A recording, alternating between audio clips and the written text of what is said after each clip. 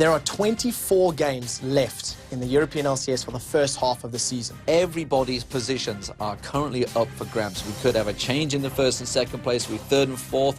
So Giants have a record of taking down some top 4 teams. Absolutely anything can happen.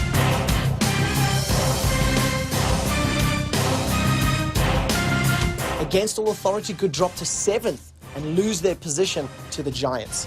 And Dragonborns, who knows, they could pull a rabbit out the hat and beat everybody and avoid the bottom 2. With so many games left to play, the pressure is on for all of the teams to perform.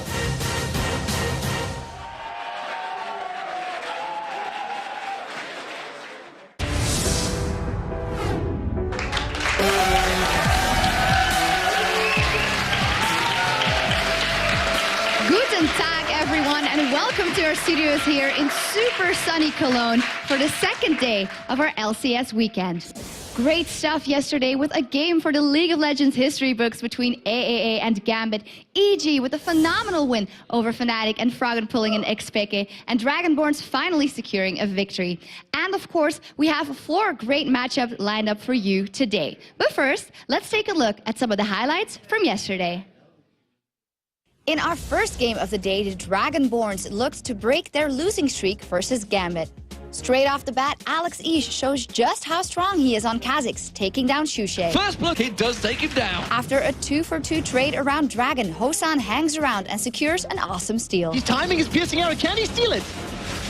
He does! He got it! Brilliant play from Osa. Dragonborns put up a good fight, but in the end, Gambit pulls the game in their favor with this team fight around Baron. He's going to get the resets on towards Alex H. Alex H still alive. Osa does go down, though. That's a tragedy for Yamato Cannon. He's trying to run away from this one, and Dragonborns suddenly falling left, right, center. And now it's going to be Gambit shoving straight up the mid lane. Fnatic has been looking unstoppable the last couple of weeks, but EG certainly came into this one fighting. The first blood goes to Froggen after Fnatic face check in the river. One more hit, the shield comes out. Is the ignite going to be enough? The heal comes out. Can he manage to survive from this one? No, he won't. The stun card finally comes out from Froggen. EG is looking very strong in this matchup, securing the first inhibitor after 21 minutes and a 3-for-1 team fight. It's the entire team, and Fnatic are getting absolutely slaughtered on their own inhibitor turret. After half an hour, EG dangerously engage at the top inhibitor, but Froggen saves the day by pulling an X-Pick. He's going to go down. He does manage to get caught out. Peke gets in there, gets one, gets a reset, gets a second. Can he get the third? It doesn't matter because Froggen's backdoors, and he's taken down 2 Nexus turrets. Great outburst of joy of EG as they secure this much-needed and huge win.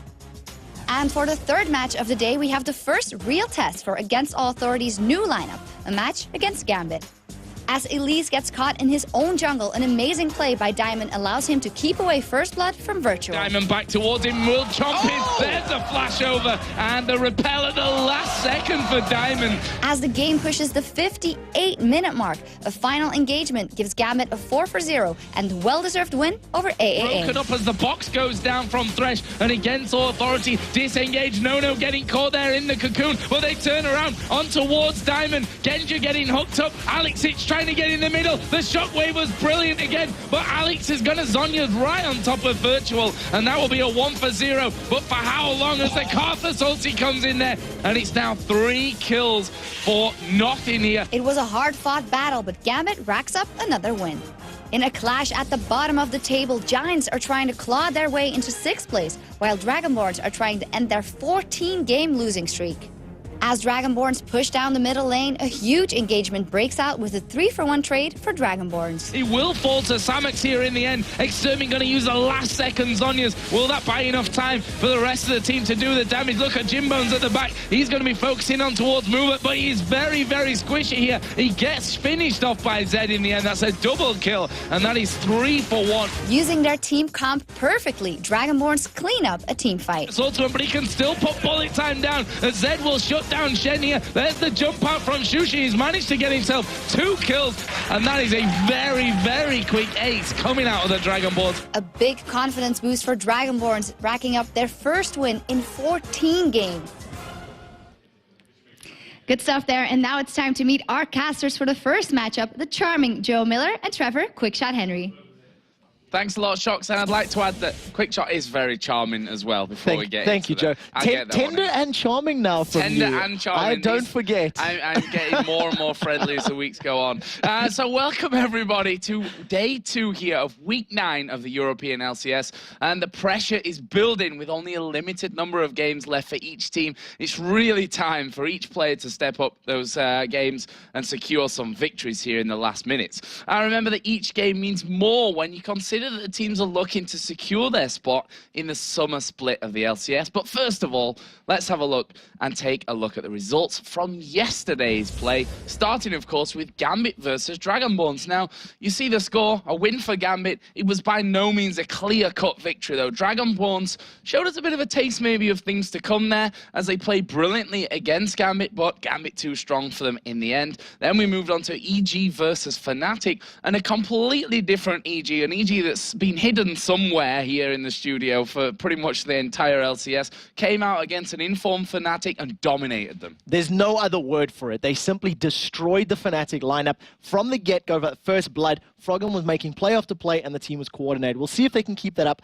later today. The third game from yesterday against Authority versus Gambit was arguably the highlight of the day. It was a 1-hour epic in which Gambit did come out above and pick up the win over against Authority, but it was just a really, really good performance from AAA, and they are definitely a team to be feared right now. Finally, Ozone Giants versus the Dragonborns. We've seen it on the little highlight reel there. Dragonborns, they were in control of the game for the majority of the match, and like we said, they played well against Gambit. They controlled the game against the Giants, and if they can keep that form up and that coordination, it's definitely stepping up their game, and it might be a little late, but better late than never. Well, that leads us directly into the standings. So let's take a look at what those games impacted on yesterday. Starting at the top, of course, a new team now for us here in the top of the European LCS. Gambit, with their 2 wins yesterday, now 18 for 4 at the top, taking down Fnatic to that second spot. They're 17 for 5, of course, after their loss against EG yesterday. The 3rd and 4th spots are still up for contention here as well, with SK Gaming 13 for 9, and EG after that vital win yesterday at 12 for 10. Now, of course, the bottom 4 table, Copenhagen Wolves against the Authority and the Giants, are all within touching distance of one another, 9-14, 8-14, and 6-15. If they can pick up a couple of wins, they can actually close the gap on their opponents, SK and EG, and also, crucially, avoid that relegation position. Dragonborns, they're bringing up the rear with 5 wins, 17 losses. They broke their 14-loss streak yesterday against the Giants, and they'll be looking to pick up more wins today. The question is now, can the Dragonborns break anybody else's hearts by forcing them into that relegation position by picking up wins as we get closer to this week and next week? Well, they need to. This is the time for, well, all of those 4 teams at the bottom to start stepping up because, as you said, they're all very, very tightly packed there at the bottom. This, of course, is our second to last week of games, and after Super Week 10 next week, we'll go into the promotion and relegation matches. Now, bear with us here. The system is definitely complicated, but we're going to run you through it. So, the teams ranked in 1st and 2nd will immediately qualify for the summer split. That's, of course, right now Gambit and Fnatic, as well as moving into the semi-finals for the playoffs. The teams positioned in 3 and 6, they'll play each other in the quarterfinal, as will the teams in the 4th and 5th position. Now, moving on from that, the losers of each quarterfinal, plus the 7th and 8th teams from LCS, right now Giants and the Dragonborns, will enter the summer promotion tournament. Now, of course, that was the bracket we were looking for. The bracket. Let's take a look at this summer promotion tournament. This will feature 8 additional Challenger Circuit teams. As you can see from the graphic, we've got multiple stages to the promotion tournament. The first 4 amateur teams, which earned their spots, came from Lille and the ESL Go for Lols. They will battle off against the top 4 teams from this week's Challenger Circuit qualifier. That's there on the left-hand side of the bracket. Those are best of 3 games. The winners of those matches will then play the bottom 4 teams from the LCS in best of 5 promotion matches. You can see winner of match 1 versus LCS 8th, winner of match 2 versus LCS 7th, and so on and so forth. These 12 teams in the summer promotion tournament will be competing for 4 spots in the summer split of the League of Legends Championship Series and trying to earn their way to the World Championships at the end of the year, where they can compete with the best of the entire planet. And of course, fighting for that regular play here in the LCS, plus the fact that you're living to play your game and getting paid for it on the side. This is the life, pretty much, of all these teams that we're talking about here.